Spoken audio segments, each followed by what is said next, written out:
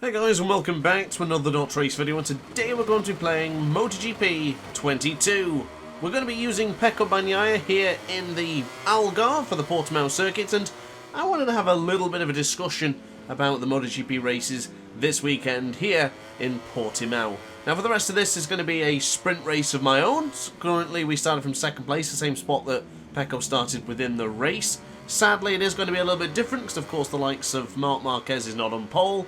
Fabio Quartararo is going to have a good race, and a couple of things we're going to see in there as well, such as Alex Rins on the Suzuki, for example, as well as Miguel Oliveira on the KTM. But of course, we'll have to wait till MotoGP 23 to get the most accurate game to date. But for now, just want to have a little bit of a chat about the race itself, the race weekend, and a few ups and downs of the Grand Prix weekend. Now, first and foremost, the elephant in the room, the brand new MotoGP sprint races. I went into this one thinking that the sprint races were a cop-out idea to make the racing fun. Now, I was a bit hesitant, thinking that maybe the excitement, the tension, and the suspense would be diminished somewhat on a Sunday. Because we've already seen racing on the Saturday, would it still feel the same come Sunday? First, we'll get to Saturday. The sprint race was fantastic. Probably what we all expected it to be quite honest with you. Riders dashing for the best possible positions they could in such short amount of time. We see it in British Superbike, we see it in World Superbike. There was no reason it shouldn't work in MotoGP. Now, the other side, yes, the racing was great, but after the race had concluded, couldn't help to feel a little bit anticlimactic. You know, it felt a little bit, okay, that's it. I guess I'll wait till tomorrow then. In the sense of more of a disappointment rather than, oh my god, I cannot wait for tomorrow's race. It was rather a quick hint, a quick taster, and then it just ended. So it does have its benefits, but also it has its negatives in that regard. Now, the racing was great, very much enjoyed it. A couple of crashes in there. I thought a lot of riders were getting aggressive, pushing, argy-bargy, you name it. But it's what you expect when there's only a 12-lap dash for cash. Now, the action was good, it was exciting, and I don't think it was overly intense or aggressive, as some people are questioning that it may be a little bit too on the limit, with riders going above and beyond their abilities to fight for these positions within desperation. I don't think anyone looked desperate. I think a lot of riders were just having that sense of urgency to move forward and attack. Now, also, I want to quite clearly get my point across here that this is the inaugural sprint race.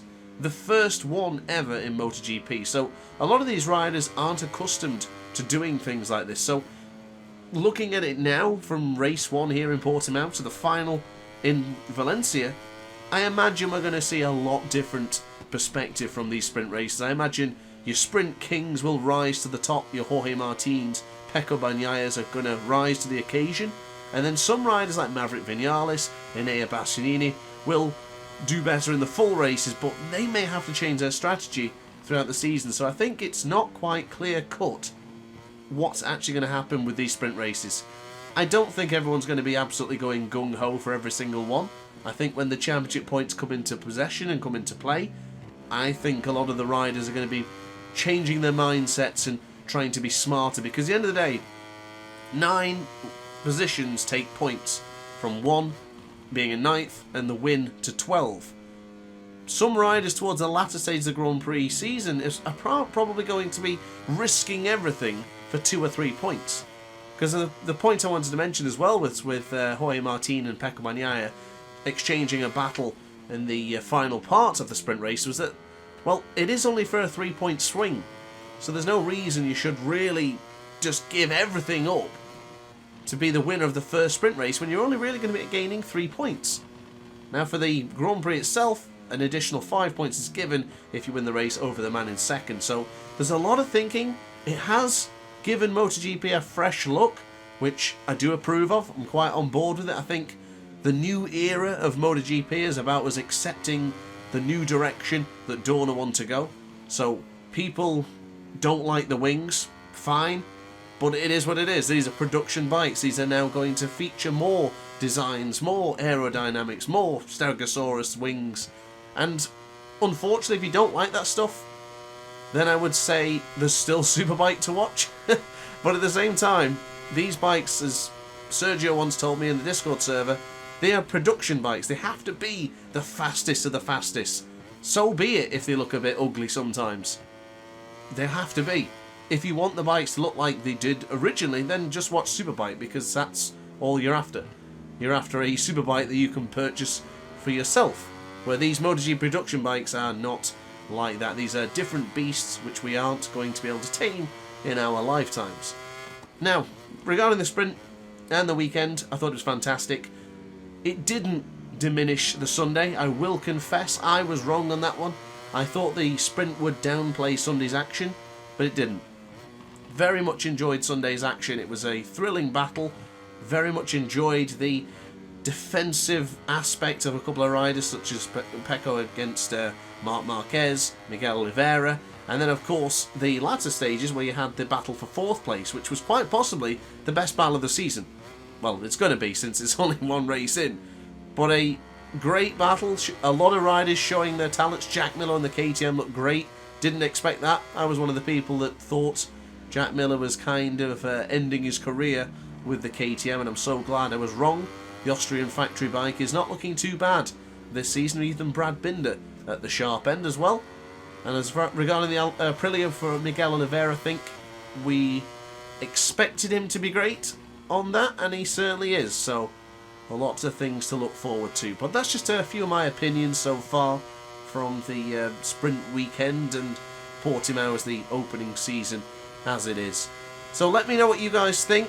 Anything I've missed as well, because of course I've tried to get everything out in a couple of lap times here, because this race is going to go quite tight in a moment, with Fabio Quartararo actually getting the better of me at this stage of the Grand Prix. It doesn't really happen that often when I play MotoGP 22, but Fabio's on it, and I don't really use the Ducatis that often here in MotoGP 22, so I'm going to give it back to Fabio, and hopefully we can beat the young Frenchman. Of course, now Fabio Quartararo actually himself had a disaster of a weekend.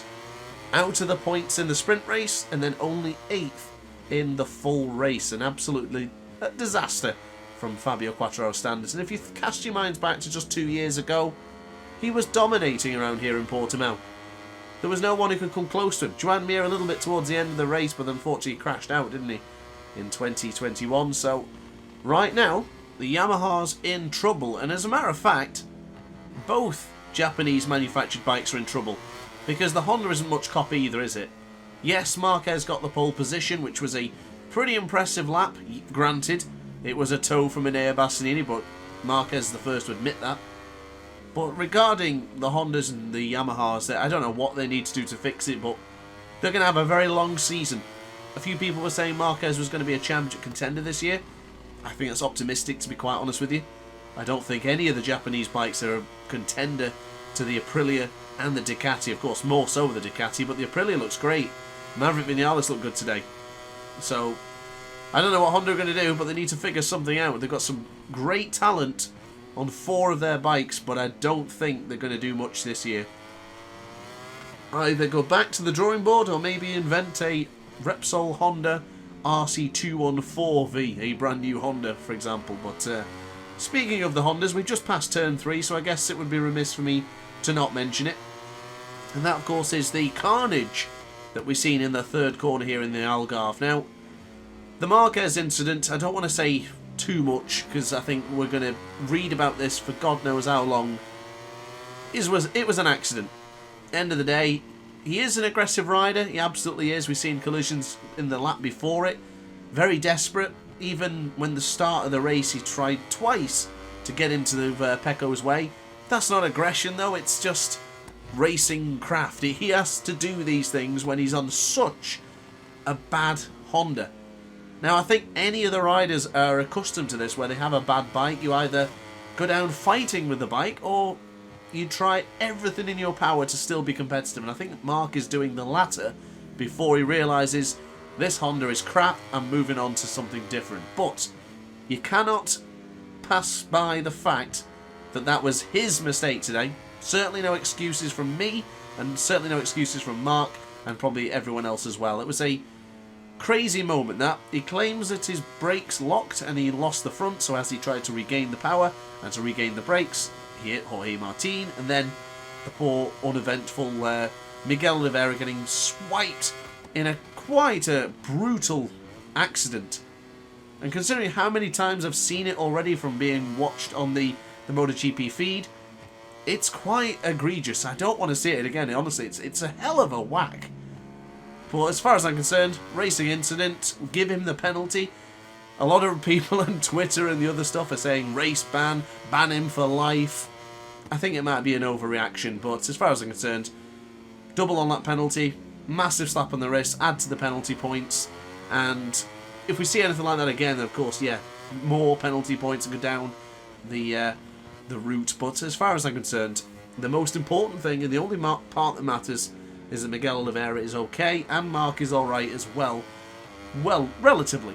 Because, of course, both of them do have some certain injuries. And I'm seeing rumours that Marquez might miss the Argentina Grand Prix due to a wrist injury. So, more to that later, I guess, if I find out some more information. But regarding Portimão and Turn 3, the last time I seen a collision there was in the Moto2 race. Just a couple of minutes or hours before, where Fermin Aldeguer and Alonso Lopez collided.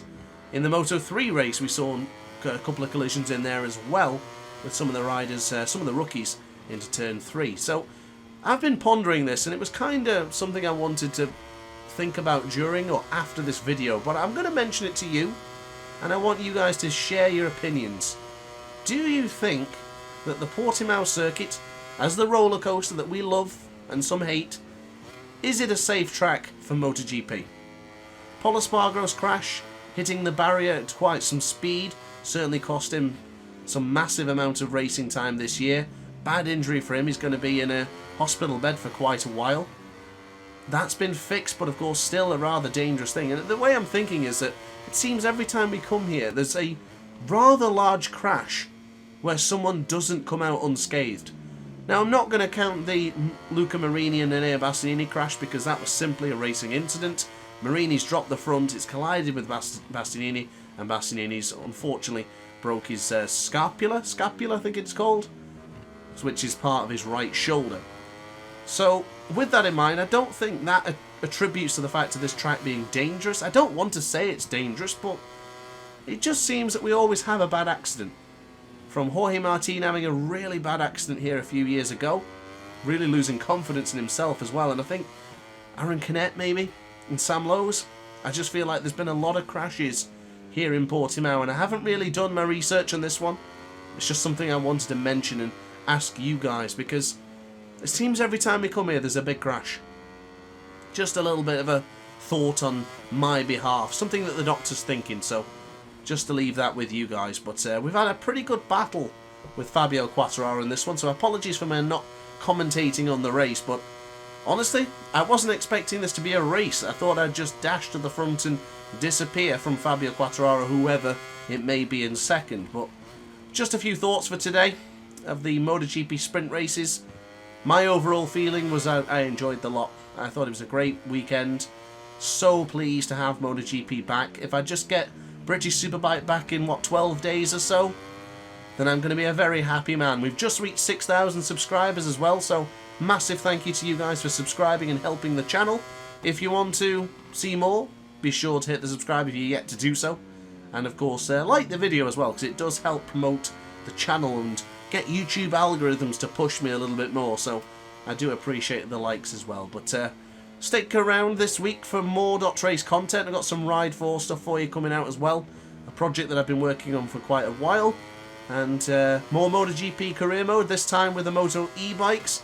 I would advise for you to not miss that. You may not be a fan of Moto E, but I swear to God, the action in Moto E for MotoGP 22 is brilliant. I would highly recommend you watch it. And I guess finally it'll be the Superbike races as well with the BMW career mode. So yeah, I think you've got a lot to look forward to this week.